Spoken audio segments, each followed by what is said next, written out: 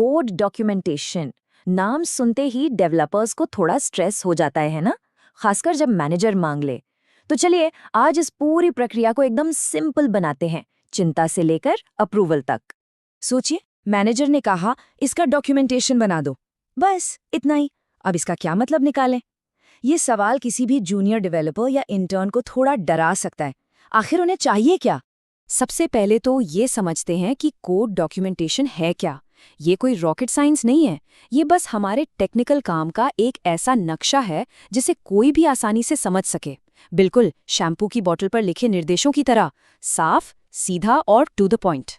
तो आज हम मंजूरी तक पहुंचने के रास्ते पर चलेंगे। सबसे पहले जानेंगे कि मैनेजर ये मांगते ही क्यों हैं, फिर नए प्रोजेक्ट और छोटे बदलावों दोनों के लिए एक सॉलिड ब्लूप्रिंट देखेंगे, और अंत में कुछ जरूरी प्रो टिप्स जो हमेशा काम आएंगे।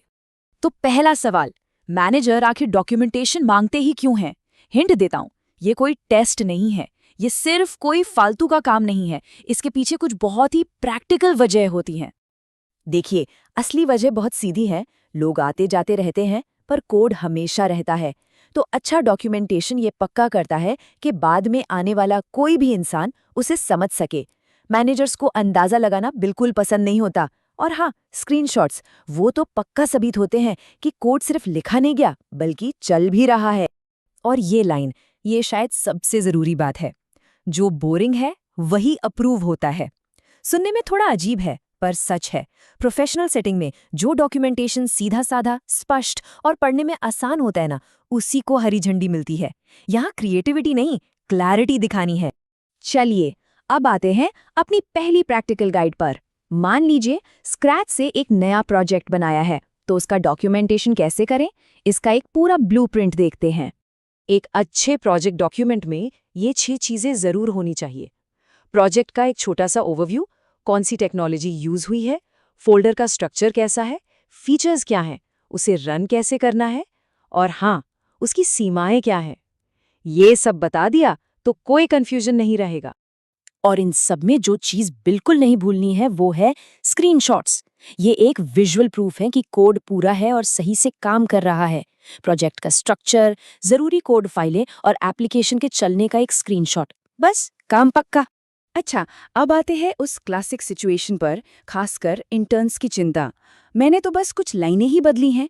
किसी बहुत बड़े प्रोजेक्ट में एक छोटे से बदलाव को कैसे डॉक्यूमेंट करें, बिना हर चीज का डॉक्यूमेंटेशन बनाएं? इसका नियम नंबर 1 है, अपना स्कोप यानी दायरा साफ साफ बताएं। शुरुआत में ही एक पैराग्राफ लिख दें कि इस डॉक्यूमेंट में क्या बताया गया है और क्या नहीं। ये छोटा सा कदम आगे चलकर किसी भी गलतफहमी से बचाता है। और देखिए, बदलावों को दिखाने का कितना प्रोफेशनल तरीका है ये। एक सिंपल सी टेबल बना दें, इससे सब कुछ इतना ऑर्गेनाइज्ड लगता है कि मैनेजर का काम भी आसान हो जाता है और वो जल्दी से रिव्यू कर पाते हैं। एक और बहुत ज़रूरी बात, पूरी की पूरी फाइल कॉपी पेस्ट करना ये नए लोगों का काम लगता है। प्रोफेशनल तरीका है सिर्फ वो हिस्सा दिखाना जहां बदलाव हुआ है, बदलाव से पहले और बदलाव के बाद। बस इससे तुरंत पता चल जाता है कि क्या बदला है। साथ में थोड़ा कॉन्टेक्स्ट देना भी ज़रूरी है, जैसे टास्क का टिकट नंबर क्या था, ये बदलाव क्यों ज़रूरी था और इसका बाकी सिस्टम पर क्या असर पड़ेगा।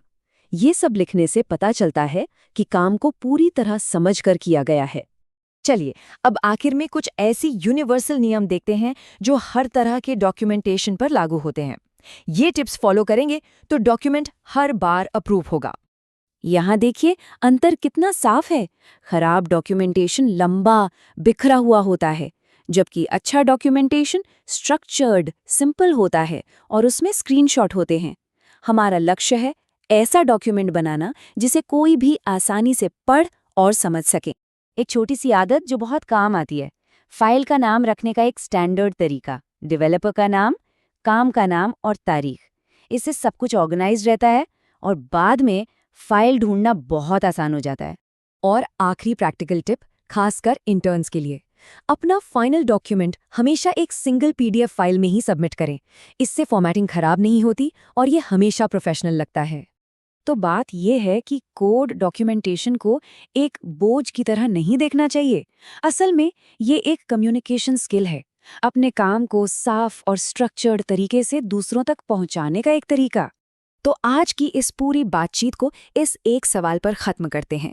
अगली बार जब भी कोई डॉक्यूमेंटेशन तैयार करे तो खुद से ये जरूर पूछें, क्या ये एक साफ नक्शा है या एक ऐसी भूल भुलैया